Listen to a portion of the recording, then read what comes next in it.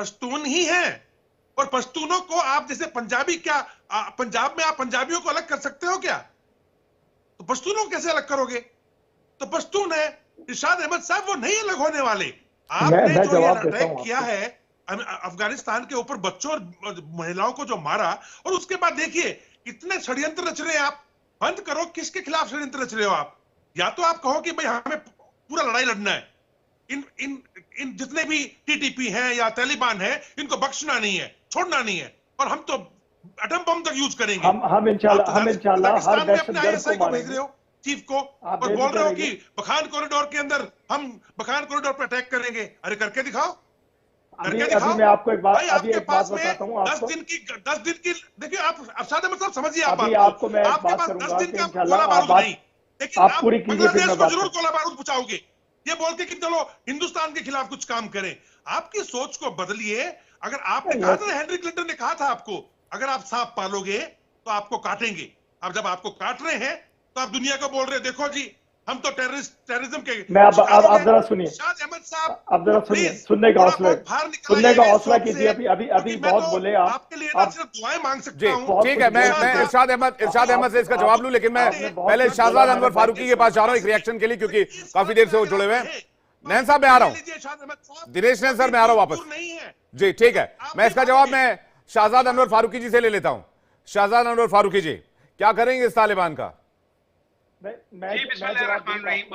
इरशाद जी इसके बाद मैं आपके पास आ रहा हूं। शहजाद अनवर फारूकी जी से हाजिरी की मैं माजरत खा हूं, क्योंकि मुझे थोड़ा सा मैं कहीं फंसा हुआ था तो यहाँ पे आ नहीं सका। लेकिन यहाँ जब मैं पहुंचा हूं तो मैंने देखा कि बेपर की उड़ाई जा रही है और ऐसी ऐसी गुफ्तगू हो रही है जिसका ना कोई सर है ना पांव है। यहाँ पे आप एक ऐसे मुद्दे को लेके बैठे हुए हैं जो कि एक्चुअली कोई मुद्दा है ही नहीं। मुझे बताइए कि तालिबान के खिलाफ हमने कार्रवाई शुरू कर दी है तो भारत को इससे क्या मसला है? कल तक तो भारत को इस बात से बड़ा मसला था कि पाकिस्तान जो है वो तालिबान के साथ क्यों चल रहा है, तालिबान को क्यों सपोर्ट कर रहा है। आज जब हमने कहा कि अच्छा ठीक है हम तालिबान के खिलाफ कार्रवाई करते हैं, तो अब आप तालिबान के साथ खड़े हो गए हैं, अब आप उनके हमायत में आपने बयानात दागने शुरू कर दिए। ये आप तो बात कर रहे हैं 71 की और 93,000 फौजियों की। मैं कहता हूं ये तो अभी कल की बात है। जो आपका जो पायलट हमने वापस लौटाया था वो तो अभी कल की बात है। तो आप तुलना कीजिए या ना कीजिए, चीजें नजर आ जाती हैं। इसी तरह से जब आप बलोचिस्तान का जिक्र करते हैं तो बलोचिस्तान में आप भूलिए नहीं कि अभी हाल ही में कुलभूषण यादव का इवेंट हुआ और वो अभी तक जो है हमने अपने पास रखा हुआ है बतौर सबूत के, आप लोगों को बताने के लिए और दिखाने के लिए आईना कि भाई आप बलूचिस्तान में भी आप हैं, अफगानिस्तान में भी आप हैं, और जब कभी कोई वारदात सीस्तान से होती है तो उसके पीछे भी आप ही होते हैं। अगर तहरीकों की बात करें आजादी की और अलहदगी की, तो पाकिस्तान तो एक छोटा सा मुल्क है जिसके 4 सूबे हैं। मुझे ये बताइए कि भारत जो इतना बड़ा मुल्क है उसके अंदर कितनी अलहदगी पसंद तहरीकें चल रही हैं। तो उसका मतलब ये थोड़ी है कि वो लोग उनके साथ नहीं रहना चाहते या वो तमाम लोगों को काट के फेंक दिया जाए। ऐसा किसी भी मुल्क में नहीं होता कि आप चंद लोगों के जज्बात के बुनियाद पर कोई फैसला सादर कर दें। फारूकी साहब आप पत्रकार हैं, वरिष्ठ पत्रकार हैं पाकिस्तान के, आप इस बात से तो इत्तेफाक रखेंगे कि टीटीपी के हमले बड़े हैं। टीटीपी ने बहुत नुकसान पहुंचाया है। टीटीपी के नाम से वहां की आवाज बहुत कम आ रही, मुझे आवाज कम आ रही है आपको। मैं फिर से सवाल पूछता हूं, आप ये बात तो मानेंगे टीटीपी ने पाकिस्तान को काफी नुकसान पहुंचाया है? और टीटीपी ने जो हालिया धमकियां दी हैं आपको, उसमें यह कहा है कि वो पाकिस्तान सेना द्वारा चलाई जा रही तमाम कंपनियों को निशाना बनाएंगे। व्यापारियों को कहा है कि जो भी व्यापारी इन सामानों को बेचेगा उनको निशाना बनाया जाएगा। निवेशकों को कहा है जो निवेश करेगा वो भी निशाने पर आएगा। इसमें अब मैं आपको नाम पढ़ के सुनाता हूं। फौजी cement company limited, Askari bank limited, फौजी फर्टिलाइजर कंपनी लिमिटेड, फौजी foods limited, Askari cement limited. ये लिस्ट टीटीपी ने जारी की है सर, ऑनलाइन अवेलेबल है, आप आके गूगल पे पढ़ सकते हैं इसको। जी मेरी इस हवाले से बात हुई है, आप बिल्कुल दुरुस्त फरमा रहे हैं। और मैं आपको हकीकत बयान करूं तो पाकिस्तान में एक बड़ा तबका ऐसा है जो कभी भी तालिबान या इस तरह के एलिमेंट्स की हमायत में नहीं रहा। लेकिन जाहिर है कि एक स्टेट पॉलिसी थी, उसके हवाले से लोग जो है वो उसके साथ चलते रहे। लेकिन अब जबकि रियासत ने यह फैसला किया है तो मेरे जैसे लोग तो उसको खुशामदीद कहेंगे कि अगर वो कार्रवाई करना चाहते हैं और इस तरह के एलिमेंट्स को अगर आप एलिमिनेट नहीं करेंगे तो आप अपनी रियासत की जो सालमियत है उसको किस तरह से बरकरार रख पाएंगे, या आप किस तरह से अपने लोगों को जीने की आजादी दे पाएंगे, बात करने की आजादी दे पाएंगे। फारूकी साहब कैसे एलिमिनेट करेंगे? सवाल तो एलिमिनेशन का ना, कैसे एलिमिनेट करेंगे? देखिए अब आपके सामने तालिबान को अमेरिका एलिमिनेट नहीं कर पाया, सोवियत संघ एलिमिनेट नहीं कर पाया, रूस एलिमिनेट नहीं कर पाया, इसके बाद अब आप कैसे एलिमिनेट करेंगे सर? तो अमेरिका तक एलिमिनेट नहीं कर पाया सर। कितनी जंगें लड़ी अमेरिका ने इस इलाके में? आपकी आवाज कम हो गई सर। मैं ठीक है, मैं दोबारा रुख करूंगा। मैं दिनेश नैन सर कुछ कहना चाह रहा हूं, उसके बाद मैं अयूब मिर्जा और मैशन सर के पास जा रहा हूं वापस। हमारे साथ इरशाद अहमद भी वापस आ गए। दिनेश नैन सर कुछ कहना चाह रहे हैं? दिनेश नैन सर देखिए फारूकी साहब, हम आपके देश के अंदर कोई इंटरफेयर नहीं, हम तो आपके साथ में सहानुभूति रखते हैं। आप जो गलती पे गलती किए जा रहे हो, पड़ोसी हो, पड़ोसी को तो नहीं बदल सकते ना। तो कल को बोलोगे आपको सलाह नहीं दी, इसलिए आपको प्यार से सलाह दे रहे हैं। अरे अहमद साहब सुनिए, सुनने की क्षमता रखो ना भाई। हुजूर आप अपने दफ्तर खारजा का बयान तो पढ़ के सुनाइए जरा। सुन रहा हूँ आपको, दफ्तर खारजा ने जो इस पे बयान जारी किया,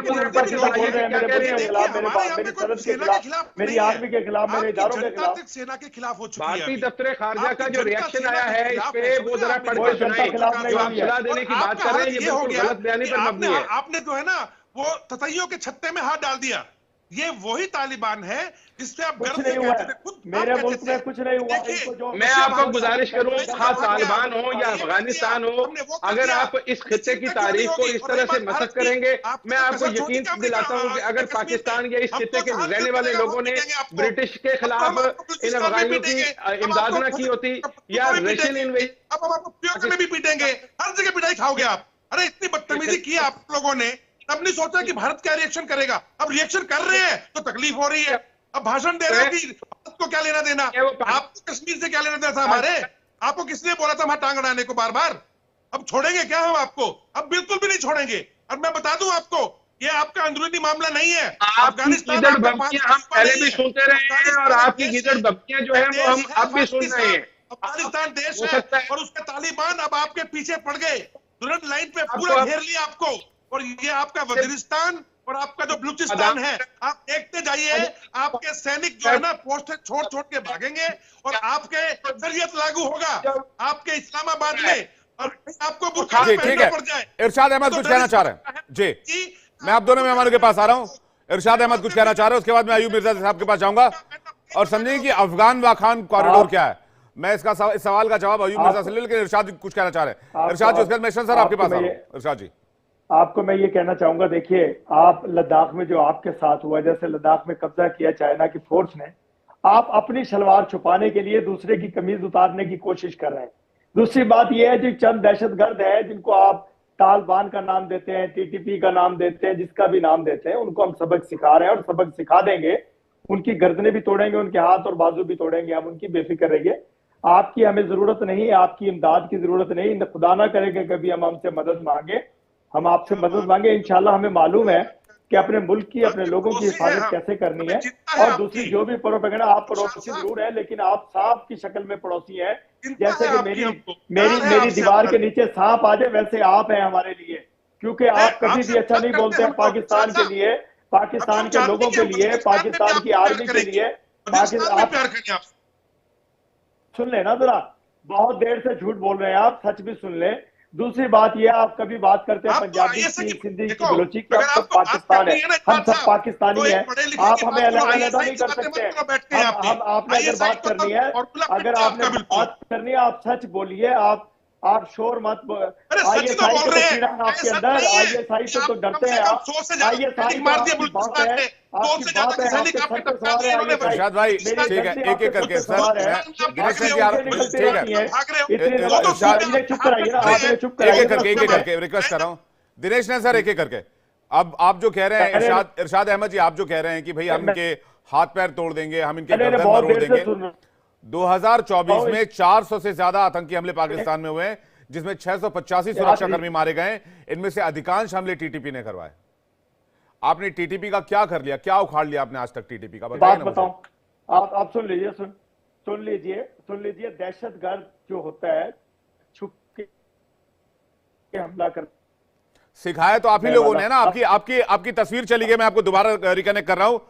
आपकी तस्वीर चली गई है, दोबारा रिकनेक्ट कर रहा हूं मैं आपको। अयूब मिर्जा सर के पास जा रहा हूं। मिर्जा साहब, उसके बाद मैसेज सर आपके पास। देखिए जी, आवाज आ रही है आपको? हाँ बिल्कुल आ रही सर, बोलिए ना।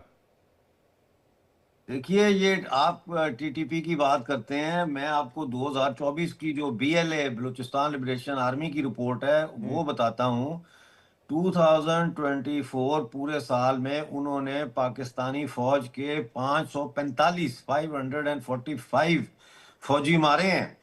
और इस साल जो शुरू हुआ है, इस दफा तो उन्होंने ऐसा स्पीड पकड़ी है कि ये मुझे लगता है कि 2025 में अगर बलूचिस्तान आज़ाद नहीं होता तो फिर 2026 में पाकिस्तानी सेना के जो ये मारे जा रहे हैं बलूचिस्तान में, इसकी तादाद बहुत ज़्यादा होगी।